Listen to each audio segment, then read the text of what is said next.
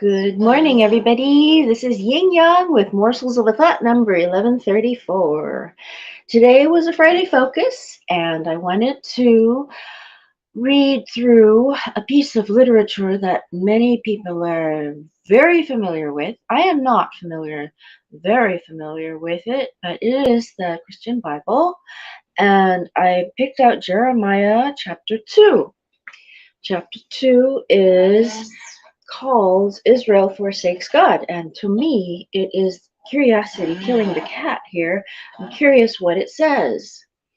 2. The word of the Lord came to me. Go and proclaim in the hearing of Jerusalem. This is what the Lord says. I remember the devotion of your youth, how as a bride you loved me and followed me through the wilderness, through a land not sown. Israel was holy to the Lord, the first fruits of his harvest. All who devoured her were held guilty, and disaster overtook them, declares the Lord. Hear the word of the Lord, you descendants of Jacob, all you clans of Israel. This is what the Lord says. What fault did your ancestors find in me that they strayed so far from me? They followed worthless idols and became worthless themselves. They did not ask, where is the Lord who brought us up out of Egypt and led us through the barren wilderness, through a land of deserts and ravines, a land of drought and utter darkness, a land where no one travels and no one lives? I brought you into a fertile land to eat its fruit and rich produce. But you came and defiled my land and made my inheritance detestable. The priests did not ask, where is the Lord? Those who deal with the law did not know me. The leaders rebelled against me. The prophets prophesied by Baal, following worthless idols. Therefore, I bring charges against you again, declares the Lord, and I will bring charges against your children's children. Cross over to the coasts of Cyprus and look. Send to Kedar and observe closely. See if there has ever been anything like this. Has a nation ever changed its gods? Yet they are not gods at all. But my people have exchanged their glorious God for worthless idols. Be appalled at this, you heavens, and shudder with great horror, declares the Lord. My people have committed two sins. They have forsaken me, the spring of living water, and have dug their own cisterns, broken cisterns that cannot hold water. Is Israel a servant, a slave by birth? Why then has he become plunder? Lions have roared, they have growled at him, they have laid waste his land, his towns are burned and deserted. Also, the men of Memphis and Tapenes have cracked your skull. Have you not brought this on yourselves by forsaking the Lord your God when he led you in the way? Now, why go to Egypt to drink water from the Nile? And why go to Assyria to drink water from the Euphrates? Your wickedness will punish you. Your backsliding will rebuke you. Consider then and realize how evil and bitter it is for you when you forsake your Lord, the Lord your God, and have no awe of me, declares the Lord Almighty. Long ago you broke off your yoke and tore off your bonds. You said, I will not serve you. Indeed, on every hill and under every spreading tree, you lay down as a prostitute.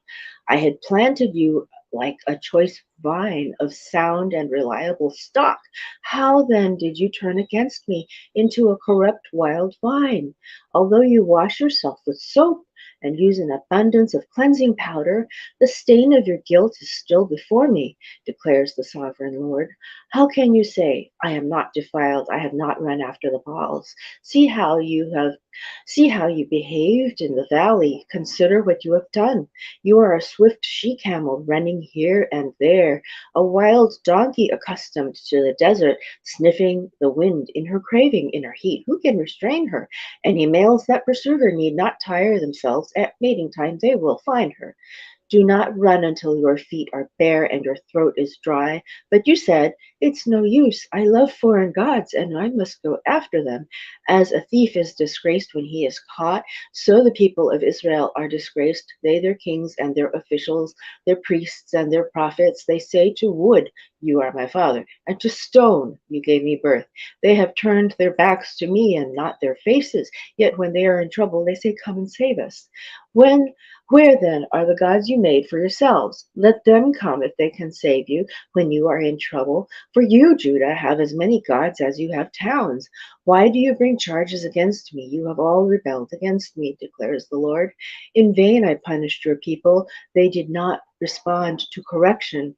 Your sword has devoured your prophets like a ravenous lion. You of this generation, consider the word of the Lord. Have I been a desert to Israel or a land of great darkness? Why do my people say, we are free to roam, we will come to you no more?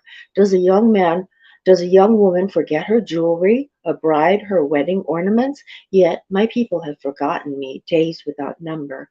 How skilled you are at pursuing love! Even the worst of women can learn from your ways.